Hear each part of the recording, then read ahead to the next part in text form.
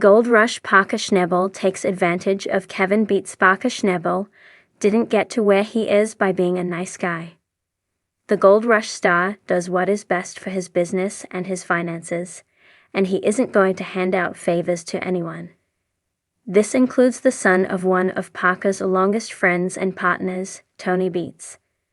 Here is what happened when Kevin Beets asked Parker Schnabel for help. Kevin Beets started his mining operation, leaving the shadow of his successful father, Tony Beets. However, after unexpected setbacks, Kevin turned to his longtime friend, Parker Schnabel. However, Parker turned Kevin's struggles to his advantage. Kevin started his mining venture with a 40 truck over 2 decades old. As expected, it ended up causing problems, and it was stuck right in the middle of his gold operation. He needed something to help him finish the work, but a new, fully operated truck runs $300,000. Kevin turned to Parker, let him know he had $100,000 to spend, and asked for help.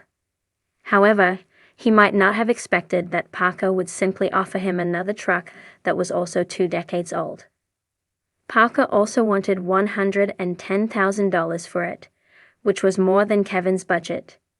Kevin tried to get the price down to $105,000, but Parker said he doesn't haggle. Regarding money, Parker won't even cut friends a break, even on a very old truck.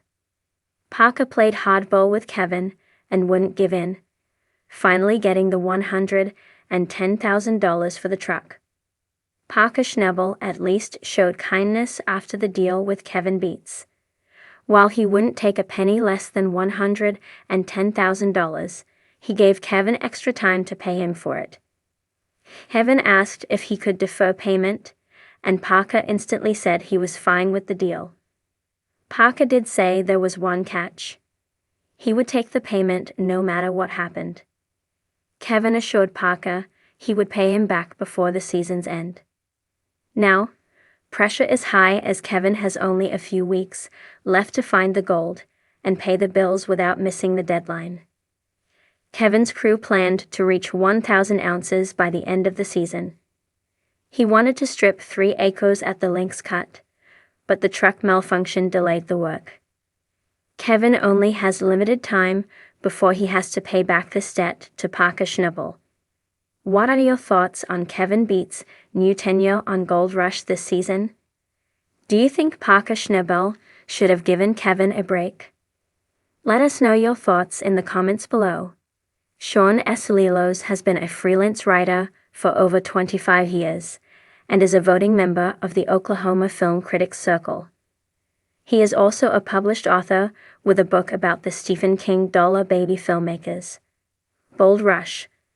Parker Schnabel takes advantage of Kevin Beets'. The hit reality show Gold Rush has captivated audiences for over a decade, showcasing the perilous journey of miners trying to strike it rich in the unforgiving landscapes of the Alaskan wilderness. Among the central characters, Parker Schnabel and Kevin Beets have risen as 2 of the most recognizable faces, each leading their respective mining teams with tenacity and ambition.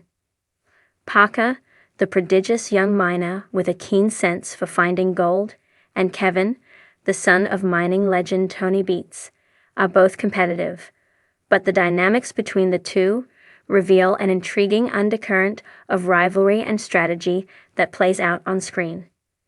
While their relationship has evolved from a relatively cordial one into something more complex, some fans and critics have speculated that Parker has, at times, taken advantage of Kevin's skills and resources. This ongoing tension underscores the personal and professional challenges that define the Gold Rush franchise. The history between Parker and Kevin Parker Schnabel is no stranger to high-stakes mining.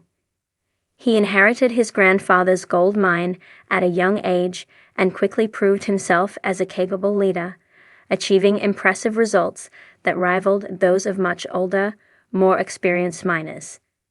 His natural aptitude for the business has earned him respect, but it also places him in constant competition with others, including Kevin Beets. Kevin, the son of the infamous Tony Beets, has grown up in the world of mining.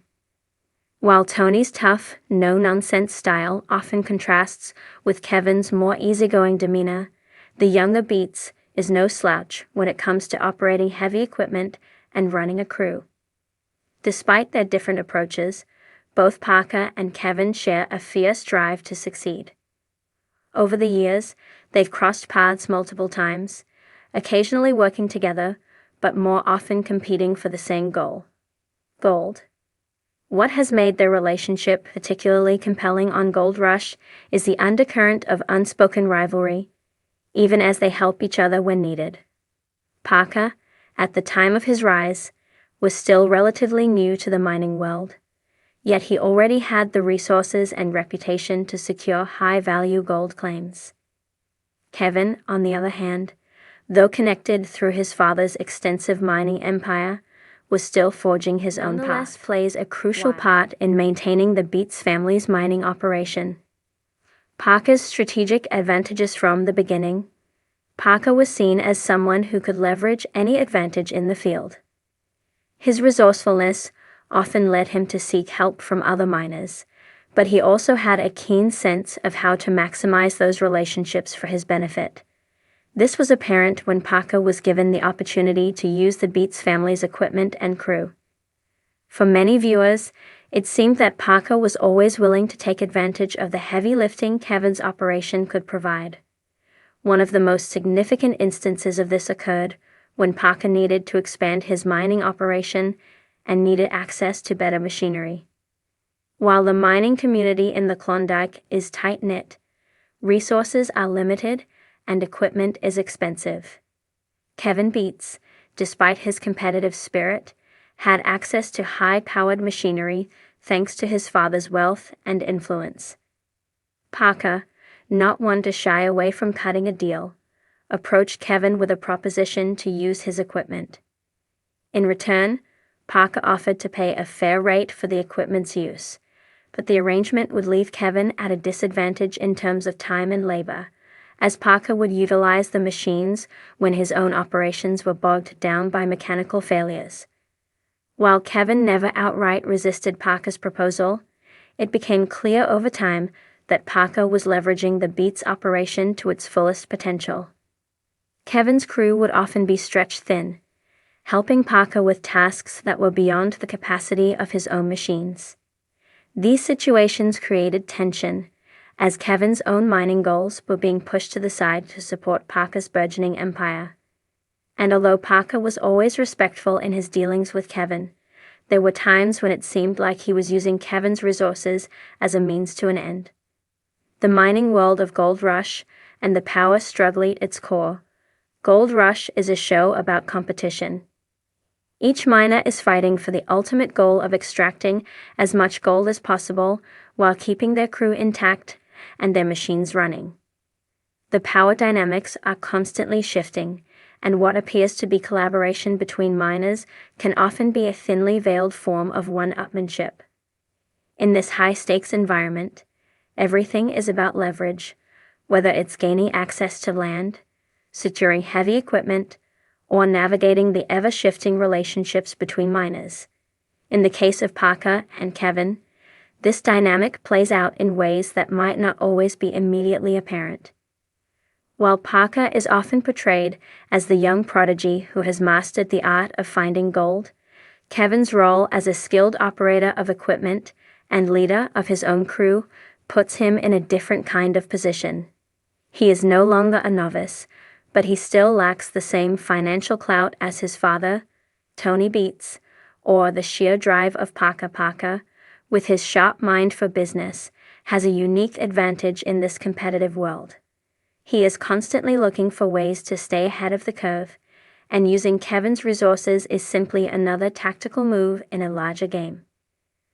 While it may appear that the two miners are operating in tandem at times, it is worth considering that Parker's ability to work closely with Kevin might be a calculated decision to maximize his gold production without incurring significant costs. Kevin, on the other hand, is in a more complex situation. While he has access to some of the best equipment in the mining world, he is working within the constraints of his father's legacy. Tony Beets is an incredibly tough, often overbearing patriarch, and Kevin is constantly trying to find his footing in a world dominated by his father's larger-than-life presence. This pressure might be why Kevin appears to be more accommodating to Parker's requests, despite the fact that it might not always be in his best interest. The tension that comes with success while Parker's apparent ability to take advantage of Kevin's resources might seem like an opportunity for him to get ahead. It is important to recognize that there is a cost to this strategy. The mining world is one of constant stress and potential conflict. As Parker's success grows, so does the pressure to maintain it. Kevin Beets, for his part, is also a capable and determined individual who, despite his more laid-back personality, has proven time and again that he is no stranger to the tough work that mining requires. What might initially appear as Parker taking advantage of Kevin is, in reality, a symbiotic relationship marked by both competition and collaboration. Parker's success hinges not just on his skills, but on his ability to navigate the intricate network of relationships that exist within the mining world. Kevin, despite being occasionally stretched thin by Parker's needs, benefits from the exposure and recognition that comes from working with Parker. However, it's clear that as Parker's